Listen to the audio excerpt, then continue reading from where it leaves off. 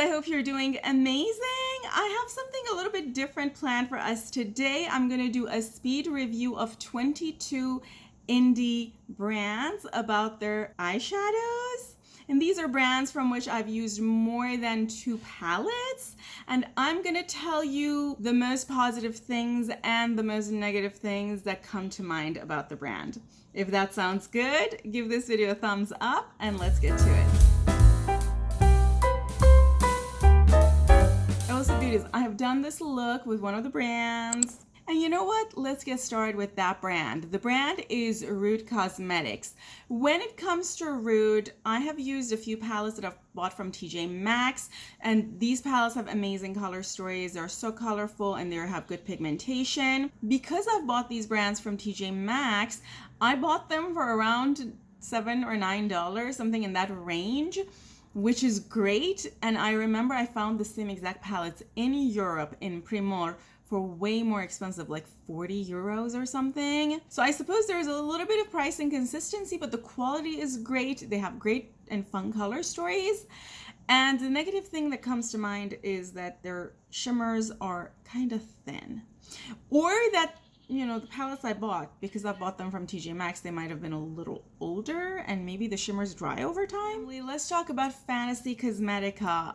Fantasy Cosmetica, when I think about it, it's a relatively newer brand. I think it started early last year, 2023, and they have a lot of small compact palettes of 9pan with very fun color stories, and they're great for travel, and they have a mirror inside as well, and I travel a lot, so that's great. And they have recently started introducing magnetic pans, which is also amazing. At the beginning they had a little bit of inconsistency, but recently most of the palettes that I've used from them have been great quality. I also really like the names and the packaging. It's very fun. My name is Scheherazade, so I love everything that has to do with folklores and stories. If I were to talk about something negative, I think recently they've gotten more and more pricey. Price of everything is going up, and I feel like all indie brands have raised prices, but their latest palette, that is a 12 pan with mostly mattes, is marked for $40 something, and I think that's pretty pricey for a 12 pan. Let's talk about ColourPop.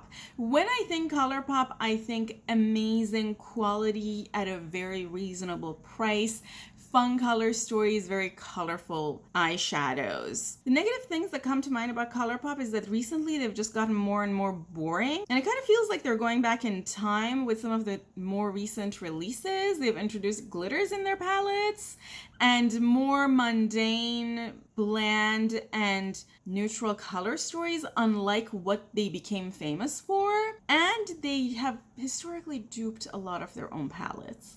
Let's talk about Odin's Eye. I have only picked a few palettes from Odin's Eye. I did not have the best experience with their quality, so from my perspective, they don't have good quality. I also know a lot of people suspect that they are third-party manufactured. That fact wouldn't bother me, but I do like brands to be a little bit more open about it if they are third-party manufactured. They're also known for doing a lot of collaborations over the years. They do have a lot of very fun and colorful color stories. Let's talk about Gloss Gods. When I think Gloss Gods, I think a Swedish brand, so usually having things shipped is gonna cost a little bit more, but they have amazing quality shimmers and super unique. I haven't seen shimmers like Gloss Gods frequently, and they are offered at very reasonable prices, but on the other end, they don't have necessarily the best matte quality, at least the palettes that I've tried. I haven't tried their most recent releases, so maybe they have upped their game on the matte front as well. Let's talk about Sugar Drizzle.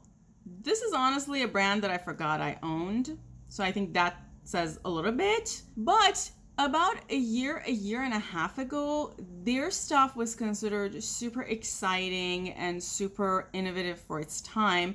Although their packaging is not the most beautiful compared to a lot of packaging we see nowadays from brands. And they were one of the first brands that started offering multichromes at very reasonable prices. Like you could get a 9pan palette with 3 or 4 very shifty, sparkly, and unique multichromes for like $30. Our next one is Ace Beauté. When I think Ace Beauté, I think amazing matte quality and very colorful mattes. That's kind of a unique thing because it's difficult for a brand to stay consistent from matte color to matte color and have the same consistency of quality. It's generally more difficult to make deep purples and deep blues with the same consistent quality as other colorful shades. And Ace Beauté has managed to do that. I wasn't necessarily the biggest fan of their shimmers, but their shimmers were okay. I can't really think of anything negative I have to say about Ace Beauté other than the fact that whatever happened to them, I don't really hear about them anymore. Our next one is Adept. When I think Adept, I think nice and sleek packaging and relatively interesting color stories and reasonable quality. I'm not the biggest fan of their matte quality. Their matte quality can get a little bit dry and fly away, but their shimmer quality can be super unique.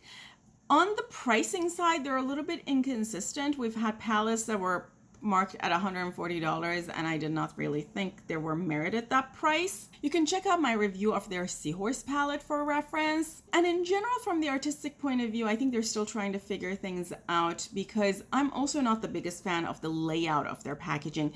I've mentioned this in other videos as well, that I think they need to include more mattes in palettes or keep the same number of mattes but include more matte shade variety in palettes to allow people to have more options for eye looks. Our next one is Bella Beauté Bar. With Bella Beauté Bar, I've had mixed experiences. I really like their Bejeweled palette. I think the matte quality and the shimmer quality in that palette was pretty good. I also tried their Best Mattes palette and I haven't tried all of the shades in that palette, but I didn't think the mattes necessarily stayed consistent in terms of quality between that palette and the Bejeweled palette. So I think they could improve on the consistency, but they have very fun color stories and a lot of very colorful palettes, which is super exciting. They do have very high prices though, so maybe they can sort of drop that a notch. Our next one is Mika Beauty Shop. When I think Mika Beauty Shop, I think pretty good quality, and I definitely think they can do a better job on packaging. I think their packaging does not look very professional and it's doing themselves a disservice because their quality is pretty good, and I feel that people just looking at their packaging can't imagine that the quality can be that good. Let's talk about Glam Light. When I think Glam Light, I think pretty good and colorful matte quality and options. They have a lot of colorful palettes, but then on the negative side, they're just doing way too many collabs. And I have mentioned time and time again, and I'm gonna mention again, do we need all of these collabs? Let's talk about Simply Posh.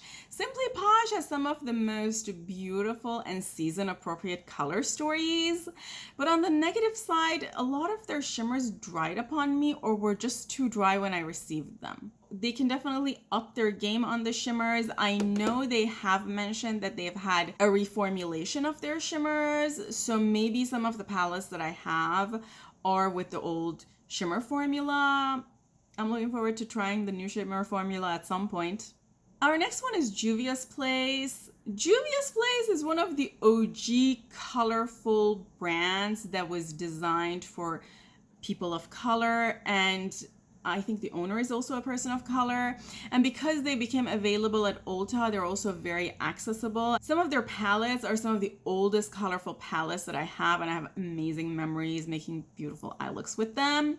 They have, however, been involved in some controversies in the past few years, which has led to people talking about them less and less in the indie community. Our next one is Cosmic Brushes, which is a brand that all of a sudden popped up on the scene last year. And I think they were originally supposed to only make brushes, but they sort of went into making palettes, and their palettes are amazing quality with very fun color stories. However, with their last two palettes, they've kind of come down a few notches on the excitingness of the palettes in terms of color story and in terms of creativity of the color story. Both the Winter Wonderland palette and their other palette, I think it was called Gothic, were more or less a monotone kind of a duotone kind of a palette. And nobody really wants a monotone 12 pan or duotone 20 pan palette. Let's talk about BH Cosmetics, an OG that has amazing or had amazing quality. I have a whole lot of their palettes, maybe more than 20 of their palettes, maybe even more than 30 of their palettes.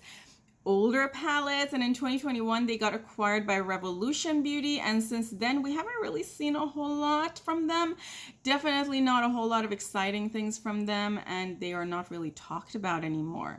It's almost a shame. I hope they come back again with the same quality as they had before. And now that we talked about BH, let's also talk about Revolution Beauty, which is not really a brand I have a lot of positive things to say about. I did not like their quality, but they do have some fun color stories.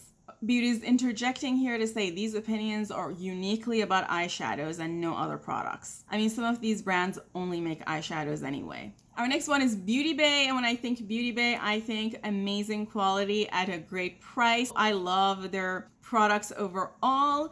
However, in the past year, they haven't really released anything super exciting. I'm looking forward to them coming back and releasing some exciting things as they used to do before on the eyeshadow front. Their last palette was for Valentine's Day, and it was nice, but compared to some of their older palettes, it wasn't as exciting. And they also released something for the holidays, which was also not super exciting. I'm looking forward to them coming back and releasing some exciting things like they used to do before. Let's talk about Kaleidos. Whatever happened to Kaleidos? They used to have some of the most exciting color stories and frankly qualities and shimmers back in the day. Their shimmers was pretty unique, and I had not seen that quality shimmer from other brands. It truly looked like you have tiny glitters on your hand, and they were not glitters that are not eye safe. So I'm looking forward to them coming back because I haven't seen anything exciting from them recently. Most of what they have released in the past year and a half has been, well, boring to my taste and very neutral. Also, Kaleidos is shipping from China, so you do have to pay a relatively large shipping fee. Our next one is Nomad Cosmetics. I've heard amazing things from creators in this space about how positively their experience has been as a creator with Nomad, as an affiliate and a partner with Nomad. And it's always exciting to hear about brands treating their affiliates well. I've also had amazing experience with Nomad's customer service. I had an issue with a palette, and without asking any question or even asking me to send any photos or anything, they just sent me another palette, no problem. And I love to see that kind of behavior from brands. Also, Nomad has some pretty colorful color stories, and I've enjoyed using some of their palettes. On the negative front, I've not had the best experience with their shimmers. A lot of them dried up on me. I know they're using vegan formula and they're cruelty free, so maybe that is part of the reason. Hopefully they can up their game on the shimmer front. Let's talk about Kara Beauty. Kara Beauty is one of those brands you can also pick up at TJ Maxx for a very, very reasonable price compared to what you see on their website. And even on the website, I don't think the price is that bad. And their palettes are usually pretty fun in terms of color story.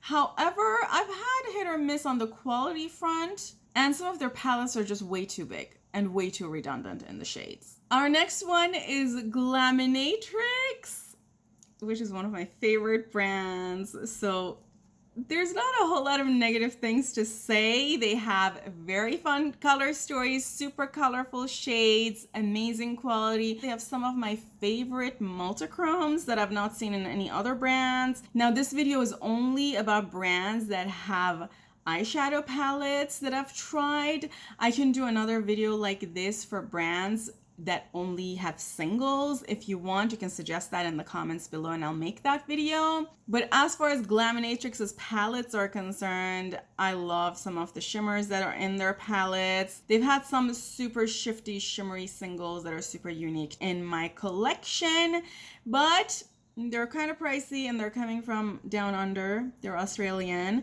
so you do have to pay a relatively high shipping fee.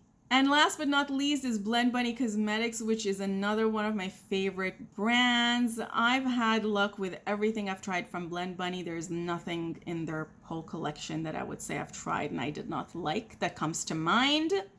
The only critique I have of Blend Bunny is I wish their pans were magnetic so that they could be removable, because I love using their shades to make custom-made palettes for myself.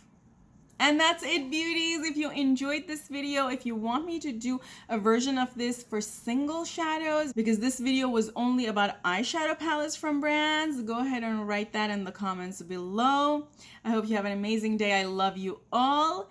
And until next time, bye.